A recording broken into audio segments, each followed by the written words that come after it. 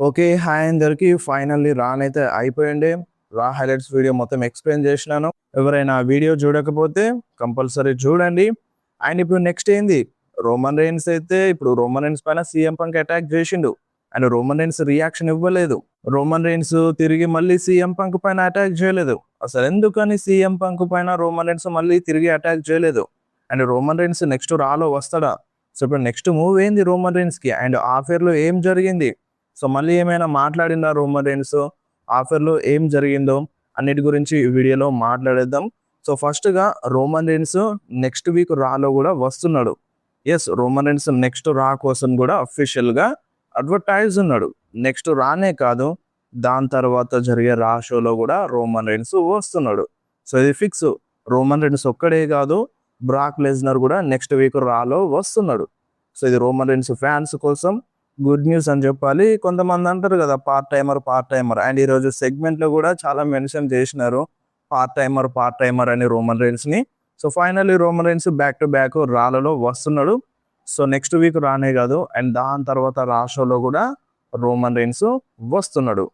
So మీరు గుర్తుపెట్టుకోండి, next week రాలో కూడా రోమన్ రెయిన్స్ వస్తున్నాడు. అండ్ ఇంకొకటి, ఒకసారి మీరు స్క్రీన్ మీద గ్రాఫిక్ మ్యాచ్ కార్డ్‌ని చూడండి. ఒకటి కాదు, రెండు కాదు, చాలా గ్రాఫిక్ కార్డ్‌ని సెట్ చేసింది మన డబ్ల్యూడబ్ల్యూఈ. సో ఒక్కటి చూడండి, Roman Reigns and CM Punk మధ్యలోవి. ఒకటి కాదు, రెండు కాదు, మూడు కాదు, చాలా డిఫరెంట్ టైప్స్ గ్రాఫిక్ కార్డ్‌ని సెట్ చేసింది మన డబ్ల్యూడబ్ల్యూఈ. ఎందుకోసం ఇన్ని సెట్ చేస్తుంది? సో ఇన్ని గానం సెట్ చేయాల్సిన అవసరం ఏంది? ఒక 2, 3 చేస్తే సరిపోద్ది కదా! సో ఇన్ని గానం చేయాలా అని అంటే, సో మన టీకేఓ వాళ్ళకి ఏం నచ్చట్లేదంట. సో ఈ మ్యాచెస్ బుకింగు, ఆ టికెట్స్ సోల్డ్ ఔట్ అవుతలేవు కదా రెస్సల్ మేనియాకి. సో అదేం నచ్చట్లేదంట. చాలా అంటే చాలా ఫ్రస్ట్రేషన్‌లో ఉన్నారంట. ఈ గ్రాఫిక్ డిజైనింగ్ గూడా ఏం నచ్చట్లేదంట టీకేఓ వాళ్ళకి.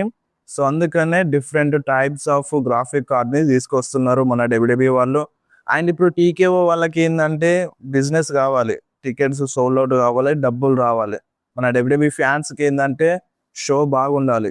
మామూలుగా ఉండొద్దు. డబ్బులు పెట్టిన దానికి మినిమమ్ మంచిగుంటే బాగుంటదన్నట్టుగా ఫ్యాన్స్ ఎక్స్‌పెక్ట్ చేస్తున్నారు. సో టీకేఓ వాళ్ళకేమో కేవలం డబ్బు మాత్రమే కావాలి. సో అందుకనే వాళ్ళు చాలా ఫ్రస్ట్రేట్ అవుతున్నారు. రెస్సల్ మేనియా టికెట్స్ ఇంకా సోల్డ్ ఔట్ అవ్వకపోవడంతో. 38,000 టికెట్స్ సోల్డ్ ఔట్ అయిపోయినాయి నైట్ 2కి. అండ్ ఇంకా చాలా టికెట్స్ ఉన్నాయి. అండ్ నైట్ 1 ఏమో 37,000 టికెట్స్ ఏమో సోల్డ్ ఔట్ అయిపోయినాయి. బానే అనిపించొచ్చు. ఇప్పుడు మనకి ఈ నంబర్ చెప్తే 38,000 అయినాయి కదా! సో ఇంకేముంది, అవి కూడా అవుతాయి అన్నట్టుగా అనిపించొచ్చు. బట్ వాళ్ళు ఎక్స్‌పెక్ట్ చేసింది ఇది కాదు. సో వాళ్ళ ఎక్స్‌పెక్టేషన్స్‌కి ఇది రీచ్ అవ్వలేదు. అందుకనే టీకేఓ వాళ్ళు చాలా ఫ్రస్ట్రేషన్‌లో ఉన్నారు. అండ్ ఇంకొకటి, లాస్ట్ ఇయర్ కంటే అంటే 2025లో యూఎఫ్‌సీ కన్నా డబ్ల్యూడబ్ల్యూఈకే ఎక్కువ డబ్బులొచ్చినాయి. సో నార్మల్‌గా యూఎఫ్‌సీ ఎక్కువ డబ్బులు సంపాదిస్తది.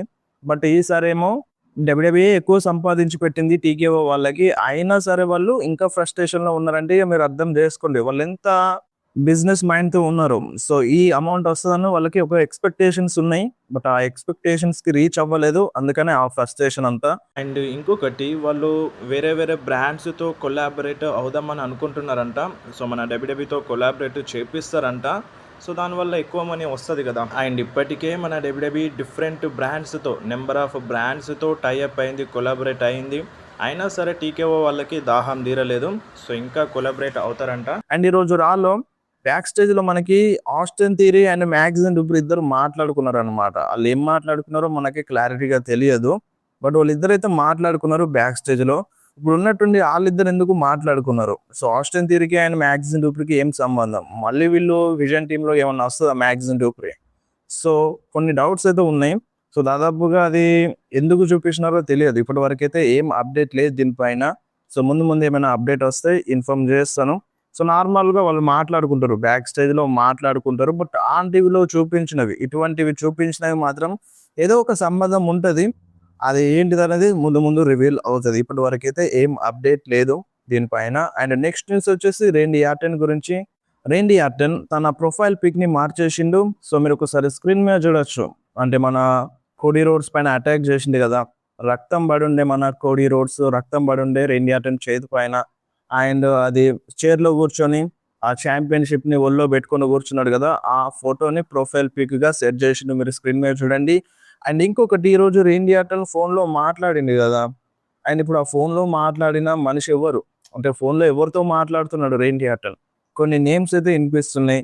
కెవిన్ ఓవెన్స్ అని, రాక్ అని, ఇలా పెద్ద పెద్ద నేమ్స్ అయితే వినిపిస్తున్నాయి. సో మేబీ అది స్మాక్డౌన్లో రివీల్ అవుతుంది కావచ్చు. రేండి ఆర్టన్ కూడా ఏదైనా టీంని ఫామ్ చేస్తుందా, సో టీంని ఫామ్ చేస్తారా అనేది చూడాలి.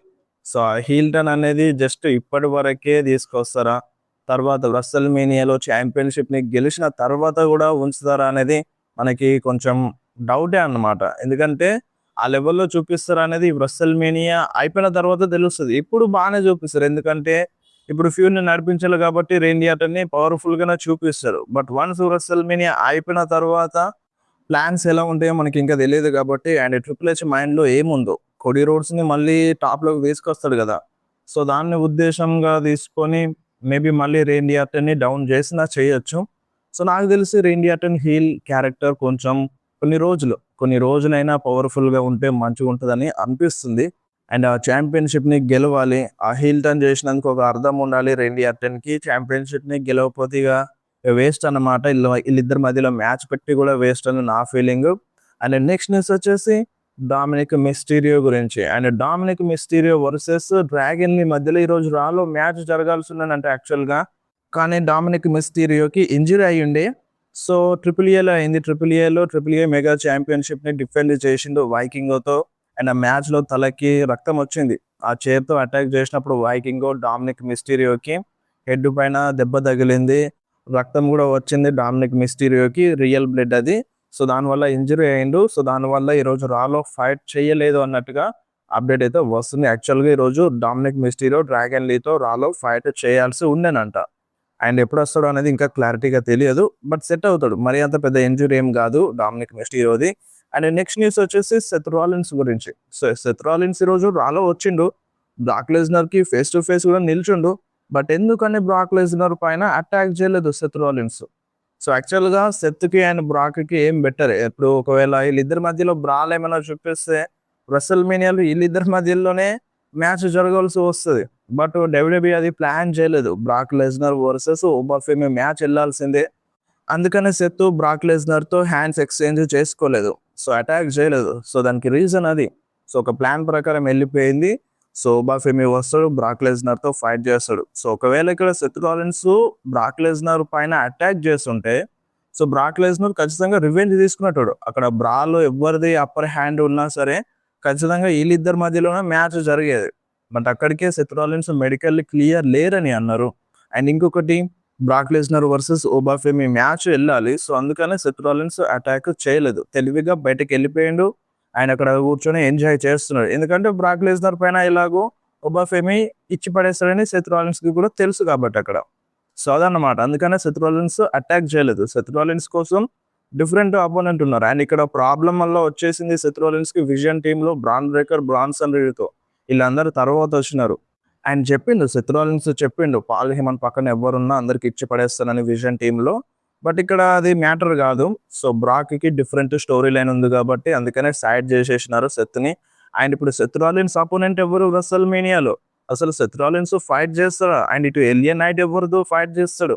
సో ఒకటైతే ఈరోజు క్లియర్ అయిపోయింది, ఊసోస్ వర్సెస్ విజన్ మధ్యలో మ్యాచ్ వెళ్తుందని. నెక్స్ట్ రాలో మ్యాచ్ ఉంది. సో అది ట్యాగ్ టీమ్ ఛాంపియన్షిప్ మ్యాచ్గా కూడా టర్న్ అవ్వచ్చు రస్సెల్ మేనియాలో. సో ఆ మ్యాచ్ వెళ్తే మరి సెత్ రాలిన్స్కి అపోనెంట్ ఎవరు ఉంటారు? ప్రస్తుతానికి అయితే ఎవ్వరు లేరు కదా. సో మేబీ మన డబ్ల్యూడబ్ల్యూఈ సర్ప్రైజ్ రిటర్న్ చేయించవచ్చు సెత్ రాలిన్స్ అపోనెంట్ని. ఆ సర్ప్రైజ్ అపోనెంట్ ఇంకెవరో కాదు, బ్రాన్ బ్రేకర్.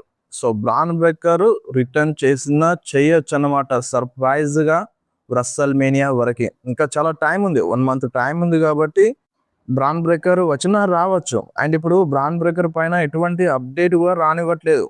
సో ఒక్క న్యూస్ కూడా తీసుకురావట్లేదు. అండ్ తన పైన ఫోకస్ కూడా వెళ్తలేదు మనకి. వాళ్ళిద్దరికి ఇంజరీ అయిపోయింది, ఒక 3-4 నెలల దాకా వాళ్ళు డబ్ల్యూడబ్ల్యూలో రారు అనేసరికి సో ఎవరి ఫోకస్ కూడా వాళ్ళ పైన వెళ్ళట్లేదు. సో మేబీ సర్ప్రైజ్గా బ్రాన్ బ్రేకర్ రిటర్న్ చేసి బ్రాన్ వర్సెస్ సెత్ మ్యాచ్ జరగచ్చు అన్నట్టుగా అప్డేట్ అయితే వస్తుంది. సో ఇప్పుడు 1 month టైం ఉంది కదా. సో ఈ 1 month ప్రతి రా షోలో ఇప్పుడు సెత్ రాలిన్స్ ఆ మాస్క్ మ్యాన్తో వస్తారు. సెత్ రాలిన్స్ ఆ మాస్క్ తీసేసి పాల్ హేమన్ గురించి, విజన్ గురించి మాట్లాడతారు, వాళ్ళు వస్తారు. ఆయన మళ్ళీ సెత్ రాలిన్స్ పారిపోతాడు. ఇదే జరుగుతుందా? సో ఇదే చూపిస్తారా 1 monthలో? అట్లా ఏం కాదు కదా. సో ఒకవేళ ఇటువంటి ఇప్పుడు సెత్ రాలిన్స్ కోసం రస్సెల్ మేనియాలో మ్యాచ్ లేకపోయి ఉంటే ఇంత తొందరగా తీసుకొచ్చి ఈ స్టోరీని ఎందుకు చూపించడం వేస్ట్ కదా. సో ఖచ్చితంగా సెత్కి అపోనెంట్ ఉంటాడు, మేబీ అది బ్రాన్ బ్రేకరే అవ్వచ్చు అన్నట్టుగా అనిపిస్తుంది. సో కొంచెం వెయిట్ చేద్దాం, కొంచెం వెయిట్ చేస్తే దీనిపైన క్లారిటీ అనేది వస్తుంది. అండ్ నెక్స్ట్ న్యూస్ వచ్చేసి రోమన్ రెయిన్స్ గురించి. సో రోమన్ రెయిన్స్ ఈరోజు సీఎం పంక్ పైన ఎందుకు అటాక్ చేయలేదు, సీఎం పంకే రోమన్ రెయిన్స్ పైన అటాక్ చేసిండు. So Roman Reigns and CM punk వీళ్ళిద్దరి మధ్యలో సెగ్మెంట్ అయిపోయిన తర్వాత అఫీషియల్స్ వచ్చి సీఎం పంక్ ని బ్యాక్ స్టేజ్ తీసుకెళ్తూ ఉండగా రోమన్ రెయిన్స్ నార్మల్ గా ఏదో మాట్లాడుతూ ఉంటాడు, మైక్రోఫోన్ లో మాట్లాడాడు, నార్మల్ గా మాట్లాడతాడు. అక్కడ రోమన్ రెయిన్స్ ఏమంటాడంటే, సో ఇందుకేనా మీరు చీర్ చేస్తున్నారు, దీనికోసమేనా సీఎం పంక్ ని చీర్ చేస్తారు.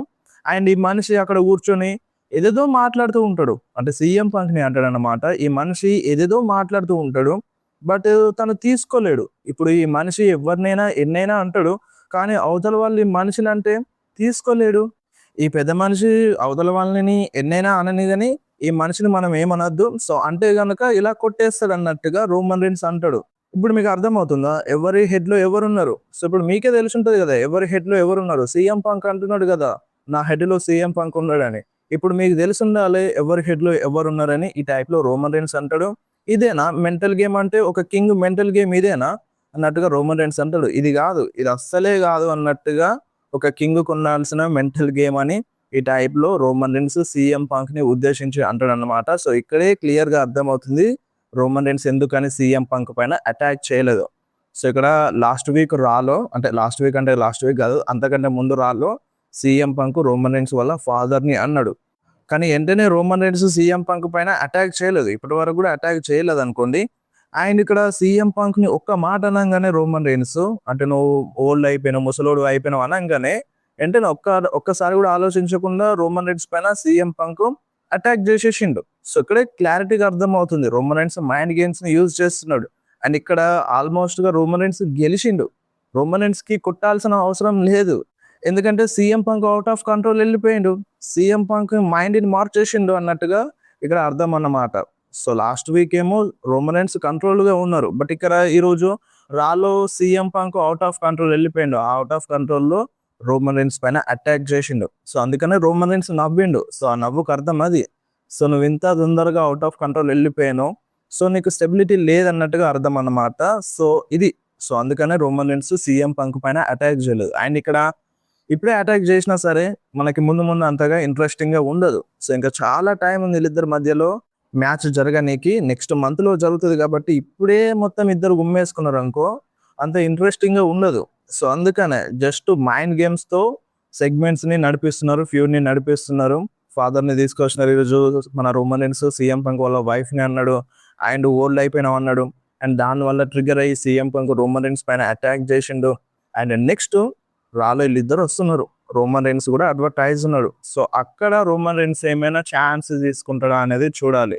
సో ఇప్పుడు నెక్స్ట్ ఇలా సెగ్మెంట్ లో మాట్లాడడానికి ఎక్కువ ఏం లేదన్నట్టుగా అనిపిస్తుంది. ఈ రోజు అంటే కొంచెం సెగ్మెంట్ లాస్ట్ వీక్ అవే మెన్షన్ చేసినట్టుగా అనిపించింది, పార్ట్ టైమర్ ఓల్డ్ అన్నట్టుగా. సో నెక్స్ట్ వీక్ రాలో మేబీ ఏమైనా బ్రాల్ ఏమైనా చూడడానికి దొరకచ్చు అన్నట్టుగా అనిపిస్తుంది, చూద్దాం మరి. అండ్ నెక్స్ట్ ఖచ్చితంగా బ్రాలే జరుగుతుంది అన్నట్టుగా అంటున్నారు. Next plan, next move Roman rains the అదే అన్నట్టుగా అంటున్నారు.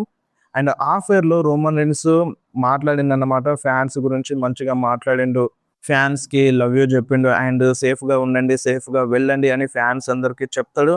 అండ్ ఇంకొకటి మన రోమన్ రెయిన్స్ ఒకటి స్టేట్మెంట్ ని క్లియర్ గా పాస్ చేస్తాడు, ఈ రస్సెల్ మేనియాలో సీఎం పంక్ తెలుస్తుంది, అండ్ ఇక్కడ ఈ ప్రపంచంలో ఉన్న మనుషులందరికీ తెలుస్తుంది, డబ్ల్యూడబ్ల్యూఈ చూసే వాళ్ళందరికీ తెలుస్తుంది ఎవరు ఈ కంపెనీని నడుపుతున్నారో, ఎవరు ఈ కంపెనీని నడిపిస్తున్నారో ఈ రస్సెల్ మేనియాలో తెలుస్తుంది. అండ్ సీఎం పంక్ ని రస్సెల్ మేనియాలో ఓడిపిస్తాను, అండ్ అప్పుడు సీఎం పంక్ కి అర్థం అవుతుంది, సీఎం పంక్ నాకు ఎక్నాలెడ్జ్ చేస్తాడు, అండ్ నా ఫ్యామిలీకి కూడా సారీ చెప్తాడు అన్నట్టుగా రోమన్ రెయిన్స్ రా ఆఫేర్ లో మాట్లాడిండు. ఇది రా ఆఫేర్ లో జరిగింది.